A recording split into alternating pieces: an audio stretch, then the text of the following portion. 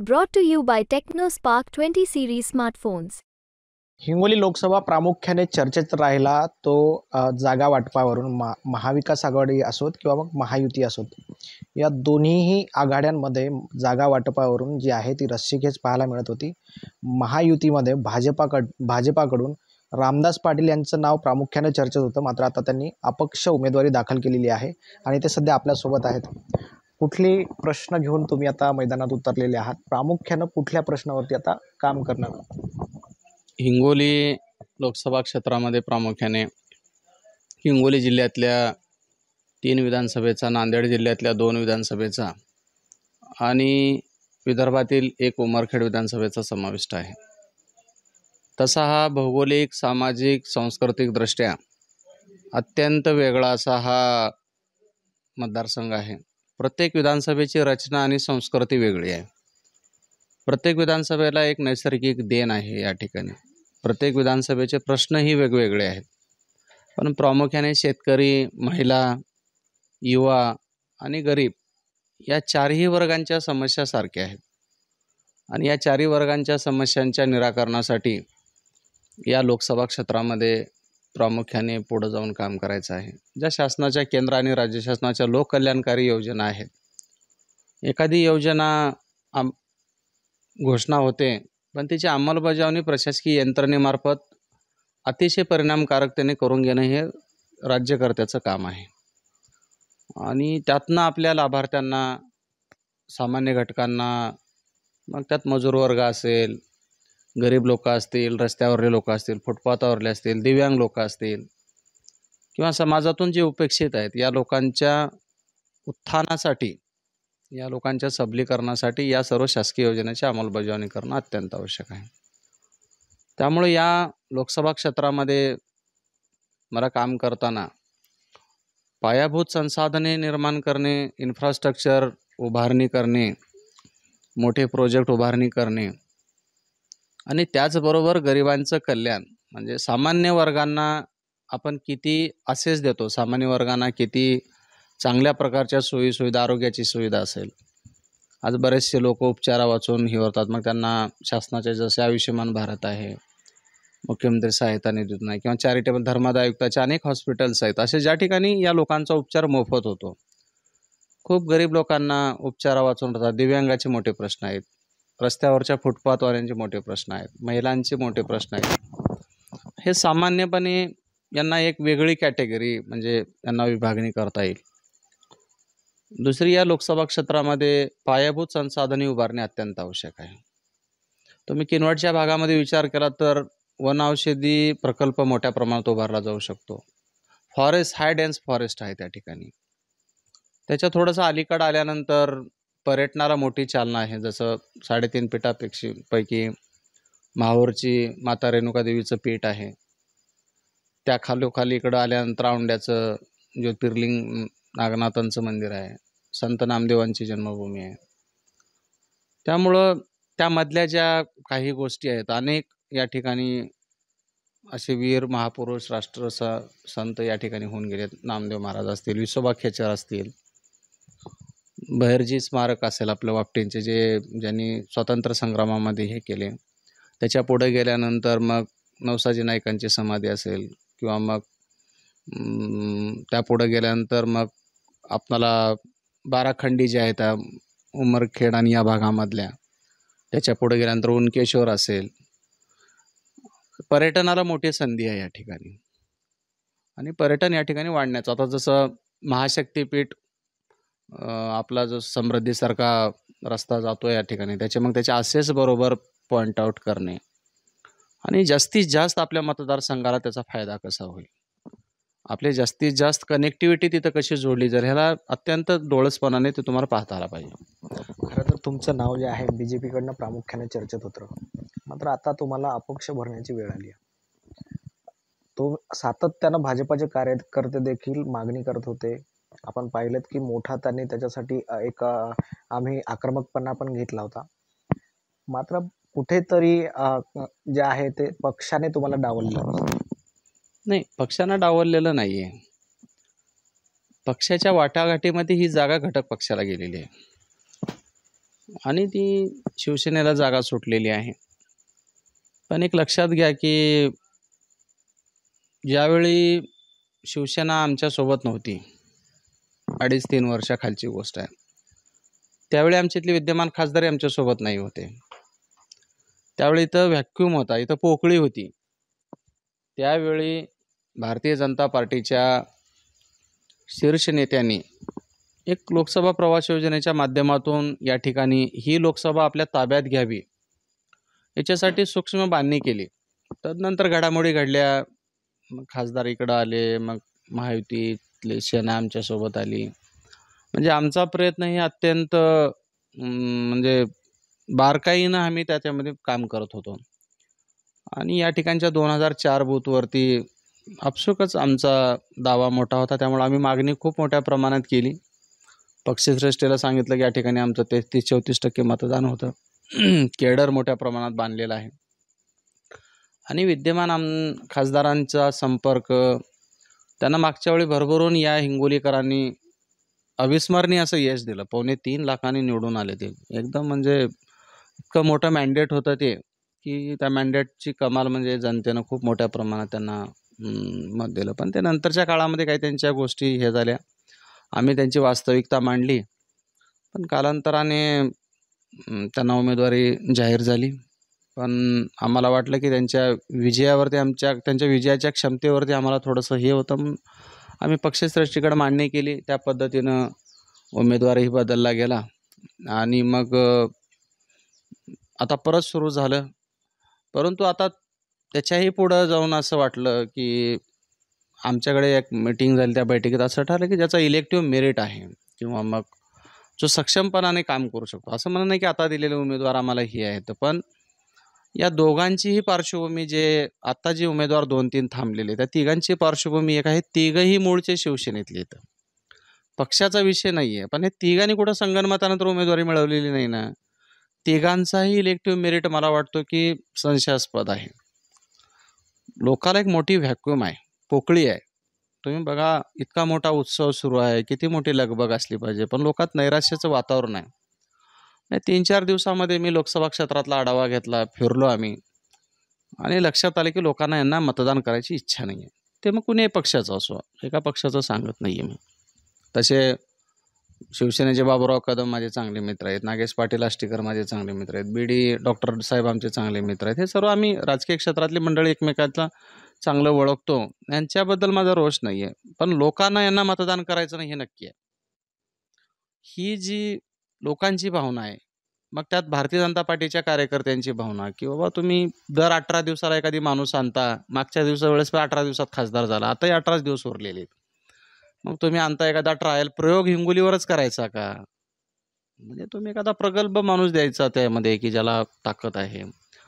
मग तुम्ही ह्या सर्व नैराश्य लोकांच्या ह्याच्यामध्ये आणि कार्यकर्त्याच्या खूप तीव्र भावना होत्या. त्यामुळं मी मोठ्या प्रमाणात म्हणजे मनावर दगड ठेवून विचार केला की ठीक आहे, पक्षाला अडचण असेल, पक्षश्रेष्ठीला अडचण असेल वाटाघाटीमध्ये, म्हणजे त्यांच्या कदाचित ते त्यांना हे करता आलं नसेल, पण पक्षाचा एक कार्यकर्ता म्हणून मला याच्यात सक्षमपणानं वाटतं की आज घडीला या दोन्हीही उमेदवारापेक्षा तिन्ही आज 1 ते 1.5 लाखानं, 1.5 लाखाच्या पुढून आज माझी जागा या ठिकाणी जिंकण्याच्या शर्यतीत मी आहे. कारण माझा 2000 बूथवर संपर्क आहे, सर्वसामान्य संपर्क आहे, समाजातल्या नोकर वर्ग कर्मचाऱ्यात माझा संपर्क आहे, सफाई कर्मचाऱ्यात संपर्क आहे, रस्त्यावरल्या हॉकर हातगाडे ठेल्यापासून माझा संपर्क आहे, पांडव्यापासून हॉटेलवाल्यापर्यंत माझा संपर्क आहे. प्रत्येकजण मला ओळखतो. यांचे मी बारीक सारीक कामं असतील, पोलीस स्टेशन, नगरपालिका, पंचायत, आरोग्याचे, मुख्यमंत्री सहायता निधीचे, मंत्रालयाचे कामं मी दैनंदिन करतो. यांच्या सेवेत मी सतत असतो. या लोकांची भावना झाली की साहेब काहीही असो तुम्ही थांबा. मग या जनभावनेतून आज तुम्ही पाहिला असाल माझ्यासोबत, मला काही रॅली काढायची किंवा असं मी काही केलेलं नाही, पण आमचे सर्व पक्ष आणि इतर पक्षातले सर्व पदाधिकारी मिळून आज माझा अपक्ष म्हणून मी आज नामांकन दाखल केलेलं आहे. खरं तर तुम्हाला शासकीय कामाचा एक प्रदीर्घ अनुभव आहे. तुम्ही हिंगोलीमध्ये देखील शासकीय अधिकारी म्हणून काम केलं आणि गेल्या 3 वर्षापासून तुम्ही सातत्यानं हिंगोली लोकसभेचे प्रभारी म्हणून तुम्ही BJP मधून काम करता, त्याचा फायदा होईल असं वाटतं? हे बघा, निवडणूक ही जनतेची आहे. नेत्यावर निवडणूक कराल तर फसाल तुम्ही. निवडणूक तुम्ही जनतेवर करायला पाहिजे. माझा विश्वास जनतेवर आहे, माझा विश्वास कार्यकर्त्यावर आहे, माझा विश्वास बूथवर आहे, माझा विश्वास लाभार्थ्यावर आहे. कारण मी या पट्टीत घडलेला कार्यकर्ता आहे. त्यामुळं नेते काय म्हणतात यापेक्षा मला जनता काय म्हणते हे महत्त्व आहे. ही निवडणूक माझी नाही आहे. हे मला फार अपेक्षा आहे, हौस आहे. मी सांगितलं ना, मी मनावर दगड ठेवून हा निर्णय घेतला. ही निवडणूक जनतेची आहे. आज सोशल मीडिया किंवा इतर माध्यमावरती आपण जे विचार करतोय, तर प्रसारमाध्यमावरती तुम्ही सोशल मीडियावरती जर विचार केला तर तुम्हाला लक्षात येत असेल की लोकांची भावना किती उत्कट आहेत. त्यामुळं मी माझ्या पक्षातला जर उमेदवार दिला असता, भारतीय जनता पार्टीचा एखादा साधा बूथ प्रमुख जरी लोकसभेचा उमेदवार राहिला असता तर रामदास पाटील अगदी ताकदीने त्याचा विषय सांगितला असता. परंतु ही भावना युती धर्मामध्ये ह्या तिघही उमेदवाराबद्दल कुठेतरी संशय आहे, 100% संशय आहे. आणि लोकांना या तिघालाही मत करायचं नाही आहे. कंटाळलेत लोक. असं कोणी येणार म्हणजे यांच्यावर दोष नाही आहे, लोकांना यांच्यात रस नाही आहे. त्यामुळं मला असं वाटतं की ही मोठी पोकळी आणि ह्या भूमीमध्ये मागच्या 8-10 वर्षापासून मी काम करतोय.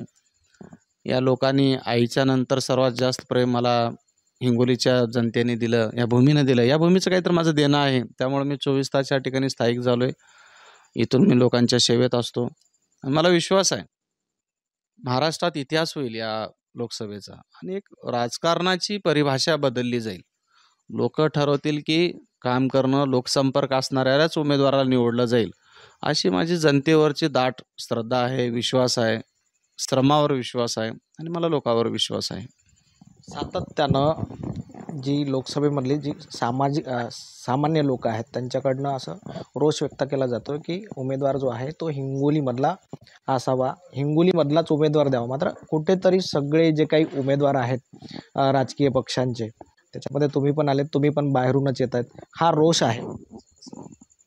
नाही, मी जरी ठीक आहे, माझं जन्मगाव जरी बाहेरून आलं तर मी 2015 या 16 या शहरात आता कायम स्थायिक झालेलं. म्हणजे 10 वर्ष या शहरात, 8-10 वर्ष गेलेली आहेत. इथली कण आणि मातीन माणसं माणूस घरन घर मला ओळख आहे. परंतु लोकसभा क्षेत्रामध्ये ही भारताची राष्ट्रीय निवडणूक आहे, ही स्थानिक निवडणूक नाही आहे. त्यामुळं उमेदवार हा कुण्या भागातला आहे माझ्या लेखी ते फार महत्त्व नाही आहे. तो काम करतो का? कारण मागचा इतिहास पाहिल्यानंतर लोक म्हणजे मोठे जे नेते आहेत उत्तरेतून दक्षिणेकडे लढतात, पूर्वेकडून पश्चिमेकडे लढतात. मी नाव घेत नाही, खूप सारे असे उदाहरणं आहेत. मुद्दा कुठला आहे तो नाही आहे. मुद्दा आहे त्या भूमीपुरती, त्या लोकाप्रती, तिथल्या जनतेप्रती तुमची भावना, तुमचा संपर्क किती आहे. तुम्ही निवडून आल्यानंतर त्या लोकांच्या संपर्कात किती असता, निवडणुकीच्या पूर्वी तुम्ही लोकांच्या संपर्कात किती असता. फक्त प्रवाशासारखं यायचं, उतरायचं, दिवसभर धंदा करायचा आणि रात्री बांधून निघून जायचं असं नाही. तुम्हाला तिथं लोकांच्या सुखदुःखात रात्री दिवस रात्री, आम्हाला रात्री या ठिकाणी हिंगोलीत रात्री 12-1 वाजता फोन येतात, हॉस्पिटलचे फोन राहतात, पोलीस स्टेशनचे फोन राहतात, अपघाताचे फोन राहतात. आम्ही हिंगोली शहरामध्ये राहून लोकांची सेवा करतो. त्यामुळं उमेदवारांचा रहिवास हा लोकसभा निवडणुकीला कोणी असो, ते कोणावर टीका म्हणून नाही आहे, कोणीही असो, तो महत्त्वाचा नसतो. पण त्याची आत्मीयता त्या भूमीप्रती किती आहे. म्हणजे माझी हिंगोली आहे, माझ्या हिंगोलीचं डेव्हलपमेंट करताना तिथले रोड इन्फ्रास्ट्रक्चर डेव्हलप झाले पाहिजे, तिथं ट्रॅफिक मॅनेजमेंट झाली पाहिजे, तिथं इरिगेशन डेव्हलपमेंट झालं पाहिजे, इरिगेशनची डिस्ट्रीब्युशन चॅनल मोठ्या प्रमाणात. आपल्याकडे 3 डॅम आहेत मोठे. डिस्ट्रीब्युशन चॅनल आपला एकदम मनावर तितका सक्षम नाही आहे. त्यामुळं लॉट ऑफ एरिया जे आहे तर अजूनही इरिगेशनच्या पासून बाहेर आहे. बॅरेजेसचा विषय आहे. आपल्या उशाला जगामध्ये आपल्याला नामांकन मिळतं असा लिगो प्रोजेक्ट आहे. त्या लिगोवरती राजकारण केलं आहे. लिगोचं आत्तापर्यंत पुढं मुवमेंट जाणं, फॉलोअप करणं. कारण केंद्र शासन हे मोठ्या मोठ्या अनेक प्रोजेक्टवर काम करतं. आपल्या भागातला प्रकल्प कसा पूर्ण होईल याच्यासाठी त्या स्थानिक पदाधिकाऱ्यांनी प्रयत्न करणं अत्यंत आवश्यक असतं. हे असे अनेक प्रश्न आहेत. जसं रेल्वेची जागा इतकी मोठ्या प्रमाणात आहे, रेल्वेचं विस्तारीकरण असेल, रेल्वेचं रुंदीकरण असेल, BSFचं आपलं जे बटालियन या ठिकाणी आहे त्याला अपग्रेडेशन करणं असेल, किंवा केंद्र शासनाचा एखादा 3 स्टार किंवा 5 स्टार MIDC या ठिकाणी आले तर उद्योगाला चालना मिळते. आता आपली हिंगोली सेंटरला आलेली आहे. इथनं तुम्हाला अर्ध्या पाऊण तासावर समृद्धी लागणार आहे. इकडं अर्ध्या पाऊण तासावर आता महाशक्तिपीठ लागणार आहे. रेल्वे कनेक्टिव्हिटी आहे. लिगोमुळं भविष्यात इथे एअरपोर्ट होतं आहे. म्हणजे ह्या ज्या डेव्हलपमेंट्स आहेत या डेव्हलपमेंटवरती लोकांनी विचार केला पाहिजे. तेच घरातलं, शेजारचं, गावातलं याच्यावरती इतका मोठा विषय नाही. कारण ही निवडणूक नॅशनल आहे. तुम्हाला संसदेत माणूस पाठवायचा, ग्रामपंचायतमध्ये नाही पाठवायचं. त्यामुळं आपल्या मतदारसंघामध्ये 64% युवक मतदार आहे, जे 18 ते 40 मधले आहेत. त्यांच्या समस्या वेगळ्या येतात. त्यांच्या शिक्षणाच्या समस्या येतात, त्यांच्या करिअरच्या समस्या येतात, त्यांच्या रोजगाराच्या समस्या येतात, त्यांच्या काउन्सिलिंगच्या समस्या येतात. याचा कोणीतरी विचार केला पाहिजे ना. व्यापाराच्या MIDCच्या समस्या आहेत, ट्रान्सपोर्टेशनच्या समस्या आहेत, ड्रायपोर्टच्या समस्या आहेत, कनेक्टिव्हिटीच्या समस्या आहेत, त्यांच्या कोल्ड स्टोरिंगच्या समस्या आहेत, प्रोसेसिंगच्या समस्या आहेत. हे कुठेतरी विचार झाला पाहिजे का नाही. म्हणजे या सर्व गोष्टीच्या अनुषंगाने येणाऱ्या भविष्याच्या काळामध्ये या हिंगोली लोकसभा क्षेत्रामध्ये जनता मला भरभरून पाठिंबा देणार आहे. तुम्हाला 4 जूनला सांगतो मी 1.5 ते 2 लाखांना माझी जागा लागेल आणि मी या लोकसभा क्षेत्राचा खासदार राहील आणि मी सामान्य जनतेचा खासदार राहील. कुठेही मला हात दाखवा, मी तिथं उपलब्ध राहील. लोकांच्या सुखदुःखात उपलब्ध राहील, इन्फ्रास्ट्रक्चर आणण्याच्या उपलब्ध राहील, प्रोजेक्ट आणण्याच्या माध्यमातून उपलब्ध राहील. हिंगोली शहर आम्ही करून दाखवले. हिंगोली शहरामध्ये आज ट्रिमेंडस आम्ही बदल करून दाखवलेत. मग हे पॅटर्न मला इतर 12 नगरपालिकेमध्ये, ही सोडून 11 नगरपालिकेमध्ये मला 50% अर्बनायझेशन झालेलं आहे आपलं आता. त्या वसमत आहे, औंढा आहे, कळमनुरी आहे, हदगाव आहे, हिमायतनगर आहे, उमरखेड आहे, महागाव, डानकी, किनवट, माहूर या नगरपालिका क्षेत्रामध्ये स्थानिक नेतृत्वाला सोबत घेऊन मला त्या ठिकाणी मोठ्या प्रमाणात प्रोजेक्टची अंमलबजावणी करता येईल. कारण मी 11 वर्ष मला अनुभव आहे प्रशासनाचा. असे फार मोठे स्वप्न उराशी घेऊन आणि या लोकसभेसाठी मी या ठिकाणी उतरलेला आहे. मला विश्वास आहे, मला पूर्ण विश्वास आहे. कारण समोरच्या 3-4 उमेदवारांनी ठामपणाने सांगावं आम्ही निवडून येतो म्हणून. यांनी बोलावं आम्हाला इतकी कॅपॅसिटी आहे की आम्ही निवडून येतो.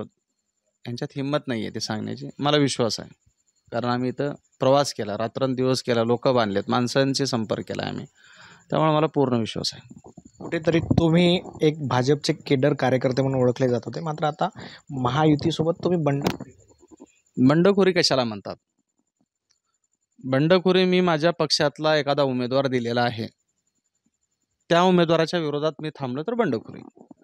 माझ्या घरात मी कुटुंब फोडलो तर बंडखोरी. शेजाराच्या दुकानामध्ये पार्टनर आला आणि तो पार्टनर जर अजून वाढला त्यावेळेस मी माझा स्वतःचा व्यवसाय करू नये असं कोण सांगितलं? म्हणजे साहजिकच आहे ना. म्हणजे माझ्या कंपनीमध्ये 2-3 जण, 2-3 जर आले माझ्या घरात, मी एखादी घर मी एखादं घर बांधलं, त्या घरात बाकीचे 2 जण शेजाऱ्याचे राहायला आले, मी दुसरी रूम बांधून असं कोण सांगितलं? हे मी कोणासाठी करतोय? माझ्या कार्यकर्त्यासाठी करतोय. माझा बूथ कार्यकर्ता 5 वर्ष मागच्या माझा भारतीय जनता पार्टीचा कार्यकर्ता असेल, ह्या हिंगोली लोकसभा क्षेत्रातली सामान्य जनता असेल, 5 वर्षात काय झालं तुम्ही पहा ना, तुम्ही मत घ्या. अक्षरशः माझ्या कार्यकर्त्यांची पिळवणूक झाली, फोन उचलत नव्हते कोणी. ज्या विधानसभा क्षेत्रामध्ये आमदार आहेत तिथं थोडंफार त्यांना चांगली मदत मिळाली. बाकीच्या 3 विधानसभा क्षेत्रामध्ये भारतीय जनता पार्टीचा कार्यकर्ता अक्षरशः वाऱ्यावर आहे. ही भारतीय जनता पार्टी होती. अत्यंत जनसंघापासून लोकांनी हिला कष्टानं उभारलेली होती. त्यामुळे उद्या हेच होणार आहे. उद्या येणार त्याने मोदीजींच्या नावावर तुम्ही मत द्या म्हणणार, 18 दिवसात खासदार होणार. पुन्हा मग आमच्या भारतीय जनता पार्टीचे कार्यक्रम तेच. गुन्हे दाखल झालेत आमच्या कार्यकर्त्यावर, ते अक्षरशः छळ झालेत. घरात जाऊन बसल्यावर ते PA सांगायचा साहेब आज घरात नाही आहेत, ते घरातच राहायचे. असे आम्हाला अनुभव प्रसंग मिळाले. आमच्या कार्यकर्त्याला ह्युमिलेशन झालेलं आहे. त्यामुळं आज ती वेळ नाही आहे. मला आज त्यांना कुणाला दोष द्यायचा नाही आहे, पण ठीक आहे, जरी मी सिम्बॉलवर लढत नसेल, मलाही दुःख आहे, माझ्या पार्टीचं हे आहे, पण मी पार्टीच्या हिताच्या विचारासाठीच मी हा निर्णय घेतलेला आहे, कार्यकर्त्याच्या हितासाठीच घेतलेला आहे. आणि या तंत्रज्ञानाच्या युगामध्ये हिंगोलीला नेहमीच हिंगोलीची निर्मिती होऊन आज साधारणतः 22-25 वर्ष होत आहेत जिल्ह्याची. प्रत्येकजण ओढतो हा ना उद्योग जिल्हा, ना विकास जिल्हा. अरे मग केले काय तुम्ही 20 वर्ष? तुम्ही काहीतरी केलेलं पाहिजे ना. म्हणजे हा डाग पुन्हा कोणी भाषणात येऊन याच्यासाठी मी प्रयत्न करेल. महायुतीकडनं असं म्हटलं जाते की रामदास पाटील यांची नाराजी काढली जाईल, ते उमेदवारी अर्ज जो आहे तो मागे घेतील. तुम्ही उमेदवारी अर्ज मागे घेणार आहेत? मी अत्यंत काळजीपूर्वक विचार करून अनेक लोकांची चर्चा विचार विनिमय करून मी हा फॉर्म भरलेला आहे.